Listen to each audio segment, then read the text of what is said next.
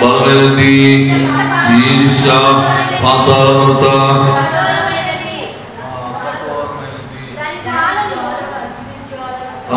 గమనించండి. ప్రేమ మరణమంత బలమైనది, ఈర్ష పాతాళమంత కఠోరమైనది. దాని జ్వాలలు అగ్ని జ్వాల స్తంభములు, అది యెహోవా పుట్టించు జ్వాల. నీ హృదయం మీద నామాక్షరముగా ఉంచుకొనుము, నీ భుజములకు నామాక్షరముగా ఉంచుకొనుము. అగాధ సముద్ర జలము ప్రేమను ఆర్పజాలదు, నదీ ప్రవాహములు దానిని ముంచివేయజాలము. ప్రేమకై ఒకడు తన స్వాస్థమంతా ఇచ్చినను, తిరస్కారముతో అతడు త్రోసివేయబడును. హల్లెలూయా, హల్లెలూయా, హల్లెలూయా. గమనించండి, దేవుని ప్రేమ ఆధ్యాత్మికత, దేవుని యొక్క ప్రేమ సంఘము పట్ల ఏ కోణంలో అయినా ప్రేమిస్తున్నారు. ప్రేమ ఏ విధంగా ఉంటుందని అంటే మరణమంతా బలమైనది అని శ్రమిస్తుంది.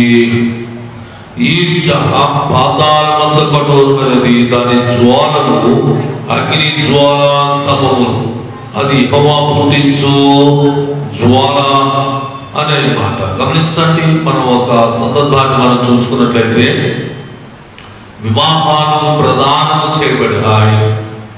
ప్రధానమైన తర్వాత వివాహ లగ్నం ఏర్పాటు చేసుకున్న తర్వాత వివాహ కుటుంబంలో ఉండేటువంటి ప్రేమ ఎలా ఉంటుంది? ఎందుకంటే ఆ వివాహంలో వాళ్ళు ఎదురు చూసేటువంటి వ్యక్తి అంటే ఒక కొత్త వ్యక్తిని వాళ్ళ ఇంటిలోనికి చేర్చుకోబోతున్నారు.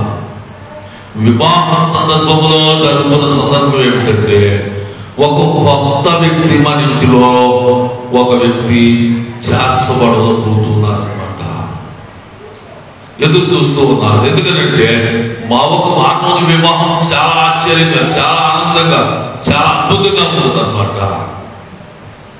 వివాహ సందర్భంలో ఏముంటుందంటే ఒకరోజు దగ్గర పడే కొలది ఆనందం పెరుగుతుంది అనమాట. వివాహం ఏం జరుగుతుందంటే వివాహం అయిపోతుందనే ఆనందం అంతా వెళ్ళిపోదు. వివాహం అయిన వెంటనే ఏం జరుగుతుందంటే ఇంకా అది ఆనందం ఉప్పొంగుతూ ముందుకు సాగుతూ ఏమవుతుందంటే మన ఇంటికి ఒక అమ్మాయి వచ్చినప్పుడు, ఒక కొత్త వ్యక్తి మన ఇంటిలోనికి చేర్చబడినప్పుడు, వలస రాబోతున్న ఒక స్త్రీ, ఆ స్త్రీ మన ఇంటికి వచ్చిన తర్వాత మళ్ళీ ఏం జరుగుతుంది అని అంటే మళ్ళా ఒక 4 సంవత్సరాలకో 2 సంవత్సరాలకో మరొక అబ్బాయి. గమనించండి, కుటుంబ వ్యవస్థ కట్టబడటము కాకుండా మనుషుల సంఖ్య ఇక్కడ పెరుగుతుంది అనమాట. ఏం పెరుగుతుంది? మనుషుల సంఖ్య పెరుగుతుంది అనమాట. అలాగే కుటుంబంలో ఉండేటువంటి విస్తరణ దేవుడు ఆదిలో కుటుంబ వ్యవస్థను ప్రారంభించాడు.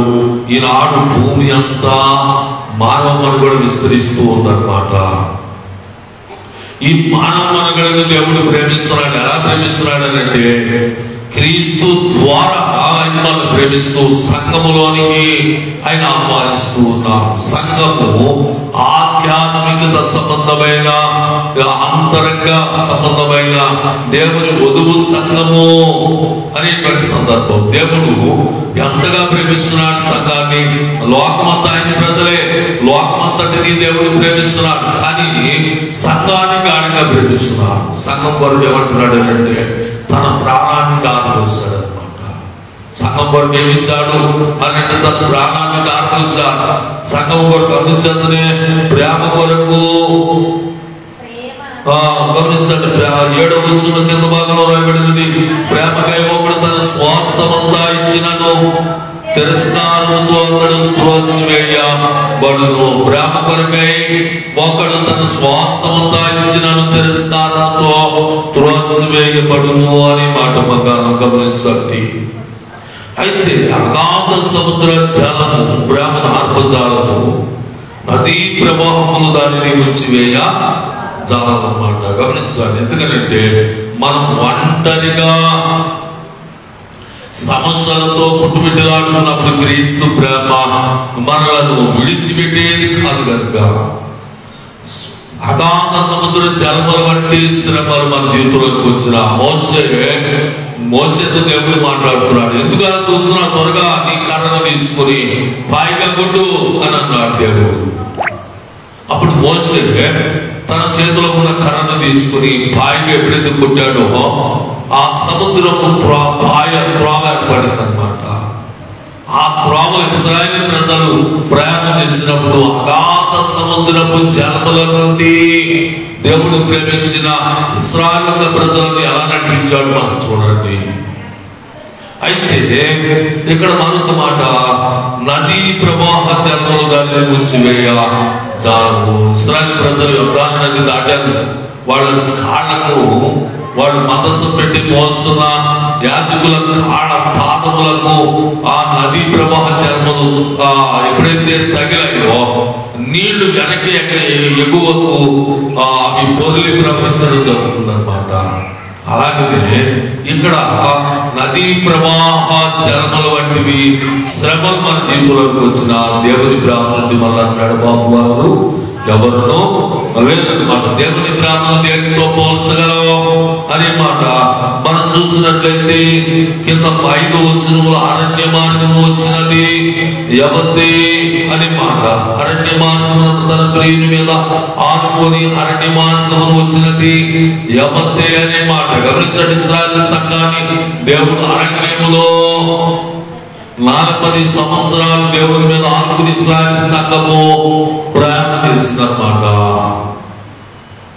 దేవుడు 40 సంవత్సరాలు సుమారుగా ఒక్క 5 నిమిషాల సమయం మేఘస్తంభం నుండి గాని అగ్ని స్తంభం నుండి గాని దేవుడు వారి మధ్య నుండి తప్పుకోలేదు అనమాట. కనుక ఆ సంఘము కొరకు దేవుడు ఏమిచ్చాడు గమనించండి. పూర్వం వివాహం జరిగినప్పుడు తన భార్య కొరకు ఓలి ఇచ్చేవారట. ఓలి ఇచ్చేవారు. భర్త ఎన్నిసాడు అని అంటే పెళ్లి కుమారుడు ఓలి ఇచ్చేవారు. కనుక ఇప్పుడు దేవుడు సంఘము కొరకు ఏమిస్తున్నాడు అని అంటే తన ప్రాణాన్ని దారిపోసాడు అనమాట. అందుచేత సంఘమును గూర్చి తన ప్రాణాన్ని ఎలా చూపించాడో మనం ఒకసారి తెలుసుకుందాం. యెషయా గ్రంథము 53వ అధ్యాయంలో ఒక వచనాన్ని చదువుకుందాం. యెషయా గ్రంథము 53వ అధ్యాయము 3వ వచనం. అతడు తృణీకరింపబడిన వాడయ్యను, మనుషుల వలన విసర్జింపబడిన వాడయ్యను, వ్యసనాకాంతుడుగా వ్యాధి అనిపించిన వాడుగాను, మనుషులు చూడనల్లని వాడుగాను ఉండేది. అతడు తృణీకరింపబడిన వాడు కనుక మనం అతడిని ఎన్నిక చేయకపోతుంది. గమనించాలి. ఎందుకంటే 2000 సంవత్సరాల నాడు ఆయన మనిషి కుమారుడిగా భూమి మీద అవతరించి అధికారుల ఎదుట నిలబడినప్పుడు తృణీకరింపబడిన వాడుగా, మనుషులు చూడనల్లని వాడుగా, ఎన్నిక చేయబడని మనుషునిగా యేసుని లోకం చూడండి చూస్తూ ఉంది. యేసుప్రభు చేతిలో సరైన ఆయుధాలు లేవు. యేసుప్రభు చేతిలో ఏదో ఒకటి ఒక యుద్ధ సంబంధమైన ఏదో ఒకటి ఒక ఆయుధం ఉన్నట్లయితే మనం కూడా ఆయన వెంట పరిగెత్తమేమో. కనుక లోకం ఏ విధంగా ఆశిస్తుందనంటే ఆయనే సిరిలో విరాలాడబడుతుంటే మనల్ని రక్షిస్తాడని ఇలాగా లోకం గమనిస్తూ ఉంది. కనుక యేసు ఎందుకు తను తాను అర్పింపబడినాడు అని అంటే దేవుని ప్రజల కంటే ఈ సృష్టిలో ఉన్న విధిని విడిపించడానికి అన్నమాట. ఆదాము దేవుని వల్ల సృష్టించబడ్డాడు. ఆదాము యవన కాలంలో దేవుడు ఏం చేశాడంటే ఆదాముని సృష్టించడమే యవన వయసులో దేవుడు నిర్మాణం చేశాడు. ఆదాము మరణం వృద్ధాప్యంలో ఆదాము మరణం జరిగింది. కనుక ఆదాము చేసిన పాపము ఏమైందంటే ఆజ్ఞ అతిక్రమం. దాని వల్ల వచ్చిన సమస్య ఏంటంటే ఈ విశ్వానికి మరణము అంటగట్టాడు అనమాట. చేయవద్దన్న పని చేసి తినవద్దన్న పండు తిని ఎవరితో స్నేహం చేయకూడదు వాళ్ళతో స్నేహం చేసి ఆదాము ఏం చేశాడంటే లోకాన్ని తెచ్చాడంటే మరణాన్ని తెచ్చా. అందుని బట్టి ఆ మరణాన్ని విడిపించడానికి ఈ విశ్వమంతటికి కన్యక గర్భమున ఆది ఘట సర్పము ఆ సర్పము తలను చెదగద్రొక్కే కుమారుడు జన్మించాలి. అందుచేత మనకు కుమారుడు అవసరం అని అంటున్నాడు యెషయా అనేటువంటి ప్రవక్త. యేసు ప్రభువారు ఒక కన్యకా గర్భమున, యూదురాలైన ఒక కన్యక గర్భమున, యూదు వంశంలో ఒక కన్యక గర్భమున యేసు ప్రభువారు జన్మించి ఆయన యవ్వన వయస్సులో 33.5 సంవత్సరాల వయసులో ఆయన ఏం చేశాడంటే తన ప్రాణం అంతటిని దారపోసాడు అనమాట. అందుని బట్టి ఆయన దారపోస్తున్న సందర్భం, ఆయన వహించిన సందర్భం, ఆయన సంఘమును ప్రేమించే సందర్భాన్ని, ఆయన మనలను ప్రేమించాను అని అనడానికి ముందుగానే ఆయన ఏం చేశాడంటే ఆయన మౌనం అయిపోయాడు అనమాట. ఎందుకంటే అందుని బట్టి ఆయన పొందిన సమస్య ఏమిటంటే ఇక్కడ వ్రాయబడినది 53వ అధ్యాయము 3వ వచనములో కింద భాగం, మనుషులు చూడనొల్లని వానిగా ఉండేది, అతడు తృణీకరింపబడిన వాడు కనుక మనం అతను ఎన్నిక చేయకపోతుంది. నిశ్చయముగా అతడు మన రోగములను భరించెను, మన వ్యసనములను వహించెను. అయినను మొత్తబడిన వారు గాను, దేవుని వలన బాధింపబడిన వారు గాను, శ్రమ నొందిన వారు గాను మనం అతను ఎంచుతిమి. మన అతిక్రమలను బట్టి అతడు గాయపరచబడెను. మన అతిక్రమ, మన దోషాలు, మన పాపాలు అన్ని ఆయన మీద దేవుడు మోపాడు అనమాట. అందుచేత ఆయన సోదరుడంటే వదముబడిన గొర్రె వలె ఆయన మౌనంగా ఉంటాడు. ఈ విశ్వానికి ఉండేటువంటి సమస్య ఏమిటంటే మరణం నుండి ఒక మానవుడు బయటపడాలి. ఒక మానవుడు మరణ ద్వారాన్ని ఓపెన్ చేయాలి. ఒక మానవుడు అట్లాగే మరణాన్ని జయించి పునరుత్థానాన్ని ఓపెన్ చేయాలి. మరణాన్ని జయించాలి, మానవుడిగా జన్మించాలి, మనిషి కుమారుడిగా జన్మించాలి. గమనించాలి, చాలా కాలం నుండి దేవుడు అబ్రాహామును ఎన్నుకున్నాడు. ఈ విశ్వములు ఎవరిని ఎన్నుకున్నాడు? హెబ్రీయుల తెగ నుండి అబ్రాహాం అనేటువంటి ఒక వ్యక్తిని, అతని కుటుంబాన్ని ఎన్నుకున్నాడు అనమాట. అబ్రాహాం కుటుంబస్తులు కూడా వాడు వృత్తి ఏంటంటే వాడు కూడా పూజారులే. వాడు తండ్రి, వాడు తోబుట్టులు, వీళ్ళంతా కూడా పూజారి వ్యవస్థ. హారాన్ దేశంలో వాడు విగ్రహాలు తయారు చేసి అమ్మేవాడు. అటువంటి కుటుంబం నుండి దేవుడు, ఒక హెబ్రీ కుటుంబం నుండి దేవుడు ఎన్నుకుని వాళ్ళ నుండే ఒక ప్రత్యేకత 1000 సంవత్సరాల చరిత్ర ఇక్కడ వాళ్ళ గురించి వ్రాయబడింది అనమాట. వాళ్ళ వంశంలో నుండే ధర్మశాస్త్రాన్ని దేవుడు విశ్వానికి వ్రాసించాడు. అట్లాగే వాళ్ళను ఒక ప్రపంచంలో ప్రఖ్యాతిగాంచిన ప్రజలుగా, ప్రత్యేకింపబడిన ప్రజలుగా దేవుడు ఎన్నుకుని వారి నుండి, యూదులలో నుండి యేసుని దేవుడు ఈ భూమి మీద ఉద్భవింపజేశాడు అనమాట. ఒక యూదురాలకు యేసుక్రీస్తు జన్మించాక ఒక కన్యకను దేవుడు ఎన్నుకున్నాడు. అందుని బట్టి ఇక్కడ లేఖన భాగం మనకి తెలియపరుస్తూ ఉందండి. యెషయా గ్రంథములో 42వ అధ్యాయము 2వ వచనంలోకి వచ్చినాన్ని చదువుకుందాం. యెషయా గ్రంథము 42వ అధ్యాయము 2వ వచనం, అతడు కేకలు వేయడు, అరవడు, తన కంఠస్వరము వీధిలో వినబడనీయడు, నలిగిన రేణుని అతడు విరవడు, మకమకలాడుచున్న జనపదాల మంత్రిని ఆర్పడు, అతడు సత్యమును అనుసరించి న్యాయమును కనబరుచు, భూలోకమున న్యాయము స్థాపించు వరకు అతడు మందగిలడు, నలుగుడా పలడు, ద్వేపములు అతని బోధ కొరకు కనిపెట్టును. హల్లెలూయా, హల్లెలూయా. గమనించండి, అతడు మౌనం వహించేటువంటి సందర్భాన్ని, అతడు కేకలు వేయడు, అరవడు, తన కంఠస్వరం వీధులలో వినబడనివాడు, నలిగిన రేలుని అతడు విరవడు అనేటువంటి సందర్భం ఇక్కడ వివరించబడుతుంది. అది ఎలా అంటే కొన్ని లేఖనాల్లో ఈ లేఖన సారాంశాన్ని మనం తెలుసుకుందాం. మత్తయి సువార్తలో 26వ అధ్యాయం 62వ వచనం. మత్తయి సువార్త 26వ అధ్యాయము 62వ వచనం చదువు.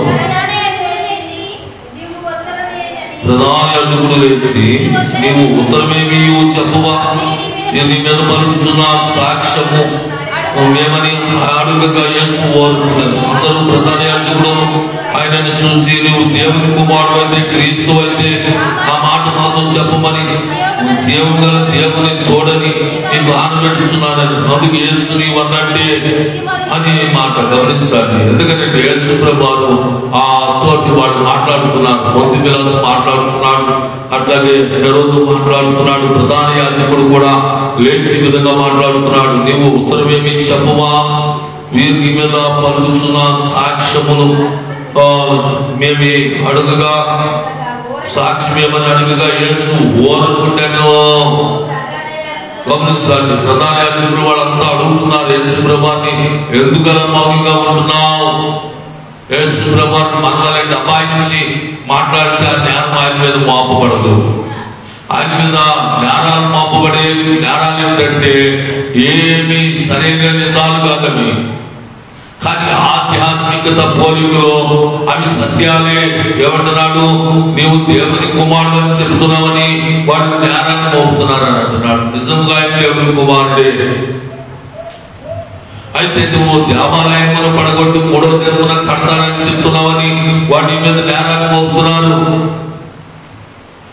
నిజంగా ఆయన 3వ దినమున ఈ దేహం అనే దేవాలయమును నుండి ఆయన మరణాన్ని జయించి లేవబోతున్నాడు. ఏ దేవాలయం? భౌతిక సంబంధమైన దేవాలయం కాదు ఆయన నిలబెట్టేది, కట్టబడేది అనేటువంటిది ఆత్మ సంబంధమైన వధువు సంఘం అనేటువంటి దేవాలయాన్ని ఆయన నిర్మాణం ప్రారంభించబోతున్నాడు. ఈ విధంగా ఆయన మీద అనేకమైన నేరాలు, ఎందుకంటే అవాంఛనీయమైన నేరాలు మోపినప్పటికీ కూడా ఆయన మౌనంగానే ఆయన ఉండిపోయాడు అన్నమాట. ఎవరు కొరకు అంటే దేవుని సంఘము కొరకు, దేవుని ప్రణాళిక దేవుని సిద్ధం చేశాడు. యేసుక్రీస్తు ద్వారా దేవుని విశ్వానికి సువార్తనిచ్చి మనలను మేల్కొల్పడానికి. గమనించండి, ఆయన సువార్త ద్వారా రక్షింపబడడానికి 2000 సంవత్సరాల వ్యవధి సమయాన్ని దేవుడు మనకి ఇచ్చాడు అన్నమాట. గమనించండి, కొన్ని ప్రాంతాల్లో ఇంత సమయం లేదు. ఆయన మరణం పొందినప్పుడు, ఆయన సమాధి చేసినప్పుడు, ఆయన వృద్ధులకు, ఆయన ఆత్మలైన అక్కడ ఉండేటువంటి ప్రజలకు ఆయన ఆత్మస్వరూపిగా వెళ్ళి వాళ్లకు 3 దినాల సువార్త బోధించారు. యేసు ప్రభువాన్ని మరి శుక్రవారం ఉదయం సమయంలో ఆయన సిలువేశారు. ఆయన మధ్యాహ్న సమయంలో ఆయన సాయంత్రం సమయంలో ఆయన కింద దించారు, సమాధి చేశారు. సాయంత్రానికి సమాధి చేశారు. ఆ రాత్రి ఉన్నాడు, 2వ రోజు పగలున్నాడు, 3వ రోజు రాత్రి ఆయన లేపబడ్డాడు. అంటే ఎన్ని గంటలు ఆయన సమాధిలో ఉన్నాడు? ఆయన మృత్యులోకానికి వెళ్ళి ఎన్ని గంటలు సువార్త చెప్పారు? 3 దినాలు అని ఇక్కడ ప్రకటించబడుతుంది. 3 దినాలలో ఎన్ని గంటలు ఆయన సువార్త చెప్పాడు? ఆ లోకానికి ఆ సమయం సరిపోతుంది అనమాట. ఒక ఆయనట మీటింగ్ లో, సేవకుల మీటింగ్ లో కూర్చున్నాడట. కూర్చుని నిద్రపోతున్నప్పుడు సేవకులకు బోధించే ఒక ఆయనను కనిపెడుతున్నాడు, ఈ వ్యక్తి నిద్రపోతున్నాడు ఇంటి. అయితే ఆయన బోధించిన తర్వాత ఆయన మేలుకున్నాడు. ఎంత సమయం నిద్రపోయాడంటే ఏదో కొద్ది సమయం, అంటే ఒక 10 నిమిషాలు 15 నిమిషాలు సమయంలో నిద్రపోయాడు అనమాట. వాక్యము ఒక సేవకుడు బోధించుతుండగా అతను ఏం చెప్పాడనంటే, నేను ఒక లోకానికి వెళ్ళాను, అక్కడ చాలా సమయం నేనున్నా, అక్కడ కొన్ని సంవత్సరాల వ్యవధి నేను అక్కడ ఉన్నాను అని చెప్తున్నాడు. ఎక్కడమో 17 నిమిషాలు అయితే ఆయన వెళ్ళిన స్థలంలో కొన్ని సంవత్సరాలు ఉన్నట్లుగా అక్కడ చెప్తున్నాడు అనమాట. ఆ స్థలానికి అది సమయం ఎక్కువ. అంటే నిద్రపోతున్నప్పుడు, కలలో ఉన్నప్పుడు వేరే లోకానికి ఎవరు వెళ్ళరు. కానీ ఆ సేవకుని దేవుడు దానిని ఎందుకని అతను చెప్పాడు, దాన్ని తీసుకెళ్ళాడో కానీ అతను చెప్పిన సాక్ష్యం అదనమాట. అయితే మనకి బైబిల్ మనకు చెప్పేది సందర్భం ఏంటంటే 3 దినాలు ఆయన సమాధి చేయబడ్డాడు, వృద్ధులకు ఆయన సువార్త ప్రకటించాడు. బాగా సరిపోతుంది. కానీ మనకి 2000 సంవత్సరాల వ్యవధి కాలం. ఎందుకంటే మనకి సువార్త వల్ల రక్షింపబడాలని ఈ భూమి మీద మనకి 2000 సంవత్సరాల సమయాన్ని, వ్యవధి కాలాన్ని మనకి దేవుడు ఇచ్చాడు అనమాట. అందుని బట్టి మనం సద్వినియోగం చేసుకోవాలి. యేసుప్రభువు ఏం చెప్పారంటే, సత్యంగా ఉన్నప్పుడు నా శరీరము తిని నా రక్తము త్రాగువాడే నిత్య జీవం గలవాడు. యేసుక్రీస్తుని దేవుడు పంపాడని ఎవడైతే తెలుసుకుంటాడో వాడు నిత్య జీవం గలవాడు. నన్ను ఎవరైతే తెలుసుకున్నారో వాడు నిత్య జీవం గలవాడు. దేవుడు ఎవరికైతే నా గురించి బయలుపరుస్తాడో వాడు నిత్య జీవం గలవాడు. ఎందుకంటే నన్ను ప్రేమించేవాడు నా ఆజ్ఞలను పాటించాలని యేసు ప్రభువు చెప్పాడు అనమాట. యుగ సమాప్తి వరకు మీతో కూడా నేను ఉంటానని చెప్పాడు అనమాట. నాతో పాలు పొందాలంటే నా కార్యకలాపాలు కూడా మీరు కూడా పాలు పొందాలని చెప్పారు. అందుని బట్టి యేసుని విశ్వాసిగా, యేసుని సేవకునిగా, యేసుని వచ్చిన ఒక మంచి వ్యక్తిగా మనం ఏం చేయాలంటే దేవుడు ఏదైతే చెప్పాడో దాన్ని మనం పాటించేవారుగా కొనసాగించాలన్నమాట. అందుచేత మత్తయి సువార్త 7:12 వచ్చిన చదువుకుందాం.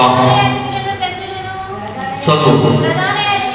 ప్రధాన యాజకులను పెద్దలను ఆయన మీద జ్ఞానం మోపినప్పుడు ఆయన ప్రత్యుత్తరం ఏమి ఇయ్యలేదు. కాబట్టి పిలాతు నీ మీద నీ జ్ఞానం మోపుతున్నారో నీవు వినలేదా అని ఆయన అడిగాడు. అయితే ఆయన ఒక మాట నువ్వు అతనికి ఉత్తరం ఇయ్యలేదు కనుక అధిపతి మిక్కిలి ఆశ్చర్యపడేను. గమనించండి, ఎందుకంటే ఆయన పోరాటం మనుషుల మీద కాదు, ఆయన పోరాటం మనుషుల మీద కాదు. ఎందుకంటే ఇక్కడ యోహాను సువార్తలో 14వ అధ్యాయంలోకి వచ్చిన చదువుకుందాం. యోహాను సువార్త 14వ అధ్యాయంలోకి వచ్చిన చదువుకుందాం. బైబిల్ గ్రంథం నుండి 30వ వచనం. ఇక్కడ నేను మీతో విస్తరించి మాట్లాడాను. ఈ లోకాధికారి వచ్చుచున్నాడు, నాతో వారికి సంబంధం ఏమీ లేదు. అయినను నేను తండ్రిని ప్రేమించుచున్నానని లోకం తెలుసుకున్నట్టు తండ్రి నాకు ఆజ్ఞాపించినది నెరవేర్చుటకు నేను ఇలాగ చేయించున్నాను. హల్లెలూయా, హల్లెలూయా. లోకాధికారి వస్తున్నాడు అని మాట చెప్తున్నాడు. లోకాధికారులతో, లోక సంబంధమైన నాదులతో, లోకంలో ఉండేటువంటి దురాత్మ సమూహముతోను, అట్లాగే లోకానికి అప్పగింపబడిన ఆ పాపం అనేటువంటి మరణముతో ఆయన పోరాటానికి లోకానికి వచ్చాడు కనుక ఆ మరణాన్ని జయించాలనేటువంటి ఆసక్తితో ఆయన ఉన్నాడు అనమాట. గెత్సేమనే తోటలో ఆయన ప్రార్థన చేయించుండగా ఆయన శిష్యులు అంటున్నాడు, ఓ అబ్బాయి మీరు ఎక్కువగా విస్తారంగా ప్రార్థన చేయండి, శ్రమలు రాబోతున్నాయి, శ్రమలు మనం చుట్టుకోబోతున్నాయి. ఇదిగో అపవాది జల్లిడి వేయబోతున్నాడు, సాతాను మిమ్మలను జల్లిడి వేయబోతున్నాడు. గొర్రెలు కాపర్ని కొట్టుదును, ఆ గొర్రెలు పారిపోను చలాచంద్రమునని లేఖనం శ్రమిస్తుంది కదా. సమస్య ఇప్పుడు మీ మీద దాడి చేయబోతుంది కనుక మీరు ప్రార్థన చేయడంటే వాడు ఎక్కువగా నిద్రాశక్తి కలిగిన వారుగా ఉన్నారనమాట. ఎందుకంటే అపవాది వారి మీదుగా గాఢమైన నిద్రను ప్రవేశపెట్టాడు అనమాట.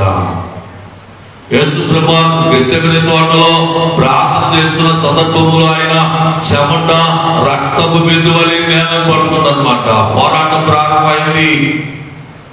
గమనించండి, ఆత్మ సంబంధమైన పోరాటం విస్తారమైన ప్రార్థన చేసే వాళ్ళకి తెలుస్తుంది, కానీ తాత్కాలిక ప్రార్థన పనులకి తెలియదు అనమాట. అందుని బట్టి ప్రార్థన వ్యవస్థను మనం తీసుకువెళ్ళాలి. ప్రార్థనతోనే విజయాన్ని మనం సాధించే వాడికను అలవాటు చేసుకోవాలి. ప్రార్థన విస్తారంగా ఉన్న వ్యక్తి బలమైన పునాది మీద ఇల్లు కట్టుకోవాలని వారిని పోలి ఉండును.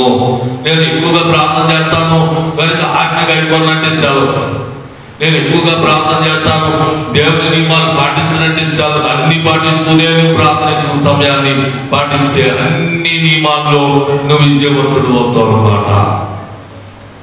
అందుని బట్టి బైబిల్ మనకి ఏం చెప్తుందంటే యోహాను సువార్త 16వ అధ్యాయంలో 11వ వచనముల కింద భాగంలో రాయబడింది, నేను తండ్రి యొద్దకు వెళ్ళుట వలన మీరు నన్ను చూడరు కనుక నీతిని గూర్చి ఈ లోకాధికారి తీర్పు పొంది ఉన్నాడు కనుక తీర్పును గూర్చి ఒప్పుకొన చేయను అనే మాట ఇక్కడ మాట్లాడుతున్నాడు. ఎందుకంటే యేసు ప్రభువు నేను ఇక్కడికి వచ్చిన సందర్భం ఏంటంటే ఆ పని ముగించాలి అనేటువంటి సందర్భం. పని ముగించాలి, ప్రాణం పెట్టడమే పని ముగించడం కాదు.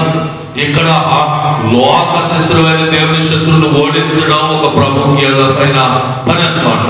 యేసు ప్రభువు ఎప్పుడైతే సిలువేయబడుతున్నాడో, ఆయన సిలువేయబడి తన ప్రాణాన్ని కట్టబోతున్నాడో, మరొక వైపు అపవాది ఆదిగడ్డ సర్పము సాతాను తన శిరస్సును అనగొట్టబడాలన్నమాట. తన దానికి ఉన్న అధికారం కొట్టబడాలి. చాలా సందర్భాల్లో పాపం కొట్టే విధానాన్ని మనకి పూర్వం నుండి ఒక వాంఛ ఉంది, ఒక వాడిక. ఎందుకంటే ఎవరైనా పాముని చూస్తే ఎవరి చేతులను కర్ర ఉంటే పక్కన ఉన్నవాడు అంటాడు, ఒరే పాముని తల మీద కొట్టు అని అంట. పాముని ఒళ్ళంతా కొట్టినా త్వరగా పాము సాగు, తల మీద కొట్టనని చెప్పు పాము సాగదు. 2 ముక్కలుగా నరికిన పాము సాగదు. పాము ఎక్కడ కొట్టాలి అని అంటే తల మీద కొట్టాలి. ఆ మాట ఎక్కడ ఉంది అని అంటే ఆదికాండంలో 3వ అధ్యాయంలో ఉంది. పాము ఎక్కడ కలుస్తుంది వాళ్ళని కూడా అని అంటే మడం మీద. అందుచేతనే యేసు ప్రభువారి చేతుల మీదను అట్లాగే పాదముల మీదను మేకులు వేయబడటానికి కారణం అన్నమాట. ఆయన పాదాల మీద మేకులు.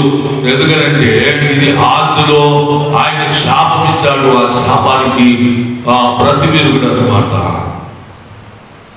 అందుని బట్టి ఇక్కడ పాపానికి మొదలు ఎక్కడ దొరుకుతుంది అని అంటే పాపమానకు విరుగుడు ఎక్కడ దొరుకుతుంది?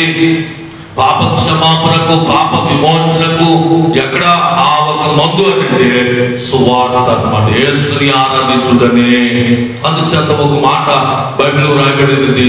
ఎందుకంటే యోహాను సువార్త 3వ అధ్యాయము 14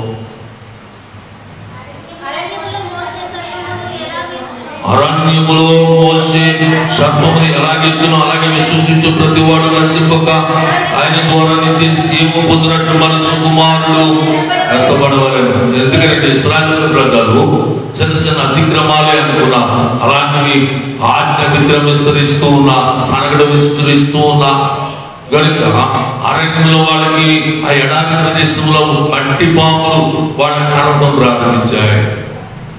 ఒకళ్ళిద్దరు కాదు, రోజు రోజుకు వాళ్ళ శక్తి పెరిగిపోతుంది, మరణాలు పెరుగుతున్నాయి. మోసే దేవుని సన్నిధిలో ప్రత్యక్ష గుడారంలో దేవుని దగ్గర ప్రాధాన్యపడితే దేవుడు ఏం చెప్పాడంటే ఒక ఇత్తడి సర్పాన్ని తయారు చేసి, ఇత్తడితో సర్పాన్ని తయారు చేసి మ్రాని మీద వేలాడ తీసి పాము కరబడిన వాడు ఎండవేళ వెళ్ళి నిదానించి దాని వైపు చూస్తే వాడు బ్రతుకుతాడు అని దేవుడు చెప్పాడు అన్నమాట. గమనించండి, ఏ పాము అయితే కలిసిందో అదే పాము రూపాన్ని మరి తయారు చేసి మ్రాని మీద వేలాడ తీసి ఎండవేళ దాన్ని చూస్తే బ్రతకడం ఏంటి? దేవుడు దానికి ఆ కాలంలో ఆమోదించాడు అనమాట. దాన్ని గమనించండి, మనకి ఈ కాలంలో మన పాపానికి మందు ఏమిటంటే సువార్త. యేసుని అంగీకరించి ధ్యానిస్తేనే, మన పాపాల గురించి యేసుని వెంబడిస్తేనే పాప పరిహారం కలిగి ఆ పాప విమోచన క్రైకరాన్ని, ఆ విమోచన క్రైకరమును చేత మనం విడుదల పొందడానికి ఒక అవకాశం అనమాట. అందుచేతనే దేవుడు యేసు ద్వారా మనం ప్రేమిస్తున్నాడు. ఎందుకంటే బ్రాహ్మణు అగ్ని జ్వాలను ఆత్మజాలము. ఎందుకంటే ఆయన మౌనం వహించి సంఘాన్ని ప్రేమించే విధానాన్ని ఎలా ప్రేమిస్తున్నాడు అని అంటే మరణమొకనంతగా ఆయన మనలను ప్రేమిస్తున్నాడు అన్నమాట. అందుచేత యేసు ద్వారా మనం తెలుసుకోవాల్సిన ఒక ముఖ్య విషయం ఏంటంటే మన కొరకు ఆయన మౌనం అయిపోయాడు. మన కొరకు ఆయన మౌనం అయిపోయాడు. మన కొరకు ఆయన శిలువలో వేలాడబడ్డాడు. మన పాపాలు గమనించాలి. ఇంకొక తరం మన పిల్లలు ఇంకో తరం రాబోతున్నా సరే వాళ్ళ పాపాల వరకు కూడా 2000 సంవత్సరాల నాడు ఆయన శిలువలో వేలాడి ఆయన మరణం పొందిన మరణమే, ఆయన రక్తమే మనకి పాప విమోచన క్రైకరణ కలిగేలాగా ఆయన మౌనం అయిపోయాడు. ఆయన ఆడు సమాధానం చెప్పి తప్పించుకోవచ్చు. ఆయన తన దూతలకు ఆజ్ఞాపించి అక్కడ తర్జుమా చేయొచ్చు. ఆయన తలకిందులు చేయొచ్చు.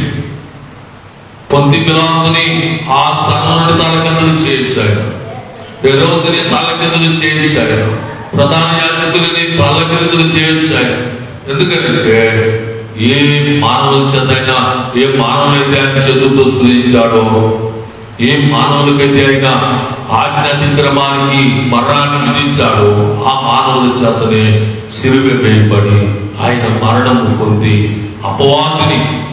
అపవాది ఆదిగడ్డ సత్వాన్ని దాని తలను నలగొట్టి ఆత్మ సమతమైన పోరాడు. అందుచేతనే కొలస్సీలకు రాసిన పత్రికలో 2వ అధ్యాయంలో ఒక మాట రాయబడినది. కొలస్సీలకు రాసిన పత్రికలో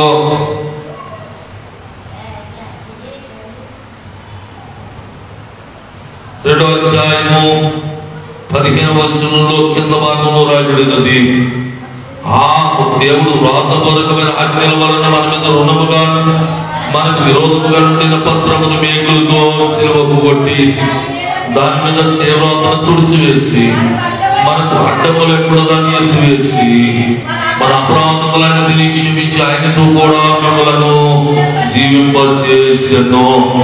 ఆయన ప్రధానులను అధికారులను నిరాధాయులుగా చేసి శిలువ చేత జయించమును వారిని పట్టి తెచ్చి బహువాటముగా వేడుకకు అగబరించను. గమనించండి, మనలో మన దేహంలో పనిచేసే అనేకమైన ధర్మశాస్త్ర విరోధమైన ఆత్మలు మనలను ఆజ్ఞ అతిక్రమించేలాగా చేస్తూనే ఉన్నాయన్నమాట.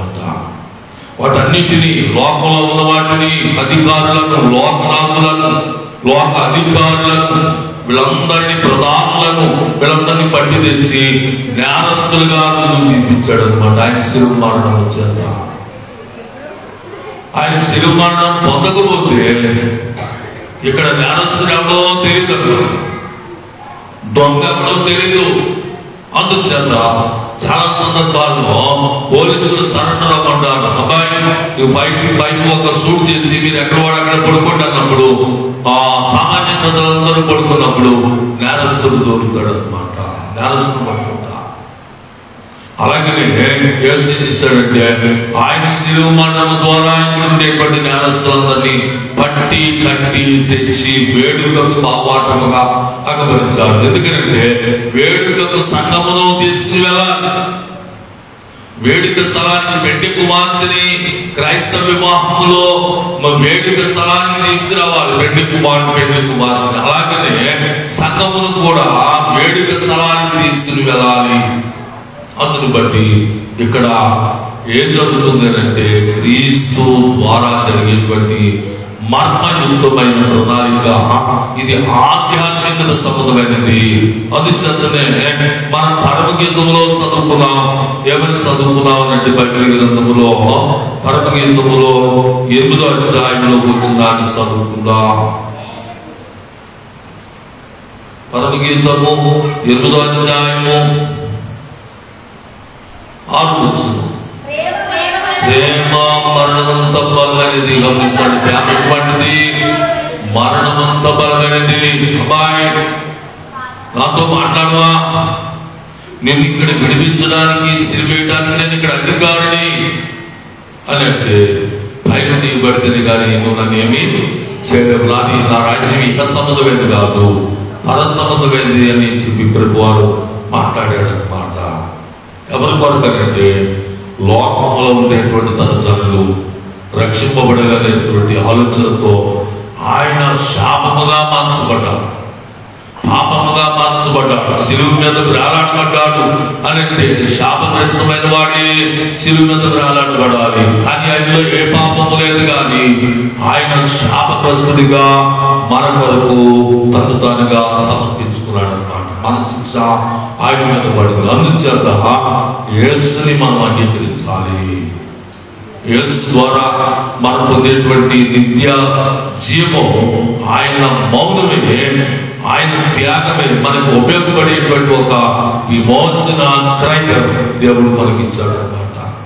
ఆయన శిలువ మరణం తర్వాత 3వ దినమున పునరుత్థాన దినమున ఆయన సురక్తముతో పరలోకములోకి వెళ్ళి అతి పరిశుద్ధ స్థలంలో రక్తాన్ని ప్రోత్సహించి మరలా వచ్చి గలియాలో ఆయన శిష్యులతో సువార్త చెప్పాడు అనమాట.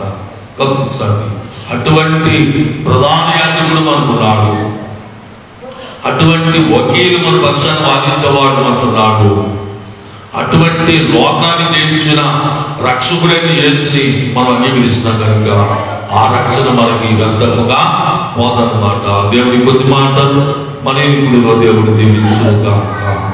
ఆమె ప్రార్థన చేద్దాం. మహాగణుడును సర్వోన్నతుడును సర్వశక్తిమంతుడకు మా ప్రభువా, నీ శక్తి